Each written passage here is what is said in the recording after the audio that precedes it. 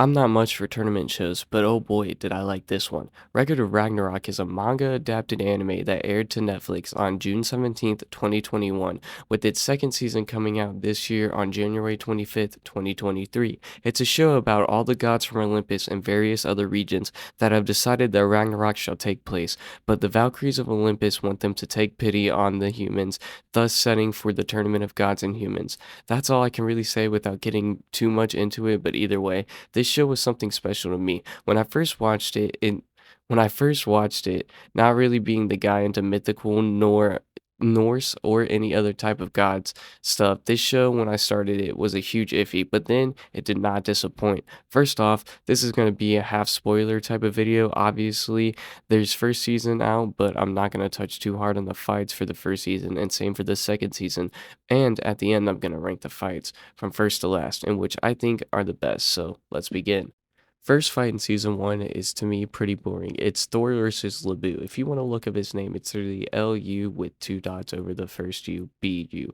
You might as well not really know too much about him. I'm not really going to get too much into the backstory because I can't tell it with the justice the show can. I'm not gonna lie to you. The stories in the show are so near to perfect, dude. They're so beautiful, but basic rundown, he's a general with mass power in his time. He split clouds over one time, and everyone knows him for that. Then everyone knows Thor's backstory, but it's way different in this. Moving on, their fight is forgettable to say the least. There are way better fights later in the show. This one, to me, is just underperformed from the hype around it. Like, there was so much hype around it, and it just, like, fit, just feels really underperformed, all right? The second fight is so good. It's Zeus versus Adam. Yeah, Adam, the first ever human. He fights Zeus, and oh boy, is it good. Other than the fact that they straight copied the Sharingan from Naruto. Okay, that's not. I have no complaints about this fight. I've heard people don't like the animation, but for this show, I think it's fine. I don't really see anything wrong with it, and it shows during this fight. Like, it's pretty good. The outcome of this fight really hit me as well. I was feeling strong emotions at the end, but let's move on. The third and final fight of the first season is my top three. It's Sasaki Kojiro, I'm pretty sure that's how you say his last name, versus Poseidon. Sasaki was a samurai who had a secret little ability when it came to training, but that's all I'm gonna say. This fight really showed how creative this anime was about to get. Hands down, had me on the edge of my seat for most of the fight, was perfectly executed, and the outcome could not have been better to end off this season. Now on to the second season. And let me say before we ever get into it, Buddha is my favorite character by far, okay? But also there's only two fights this season, which I guess is fine, but like yeah, there could have been three. That would have been nice, but hey, I'm not complaining. I'm not complaining.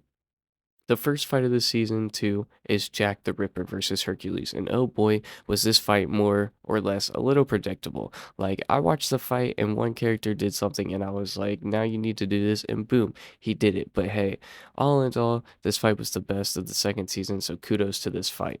Now, the second fight of the season is well underwhelming. Okay, like to me at least, this fight is Shiva the God of Destruction. No, not that God of Destruction. This God of Destruction.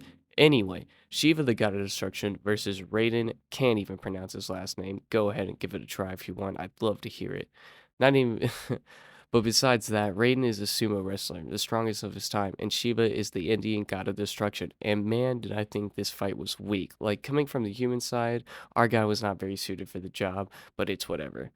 Anyway, that's all the fights without too much spoilers, but for my ranking, it definitely goes number one, Sasaki Kojiro versus Poseidon. This fight is just so good. Like, every fight should have been like this. The depth they went into, the suspense it gave me, it's a 10 out of 10. Number two is Zeus versus Adam. This is only number two because with the next fight, this has the opposite effect. I couldn't see the outcome. Like, I thought I knew who was going to win, and nope, completely hit me with the blind side. 9 out of 10, great fight.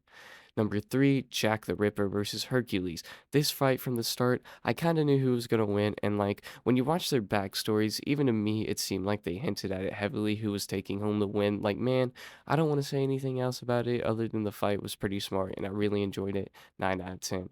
Number 4, Thor versus Lubo. This fight is second to last because honestly, it was just the better of the two. Although I thought it was boring in my own opinion, I still think it beats number 5, 7 out of 10. Shiva, the God of Destruction versus Raiden. This is number 5. This fight, I hope you guys want a spoiler review because I have a lot to say about this fight. Honestly, dude, put it all together, I swear, is like 5 minutes long. That's how long this fight is. That's one of my many reasons this fight is last 5 out of 10. All right. Thank you guys for watching. We are so close to 100 subscribers. Thank you guys so much. Feel free to watch my other review or maybe a story time. I got all my videos in a playlist on my channel. Go check it out. And hey, if you're new, maybe hit the subscribe button. It's free and you get to hear a little more of me. Y'all stay safe and be good people. Bye.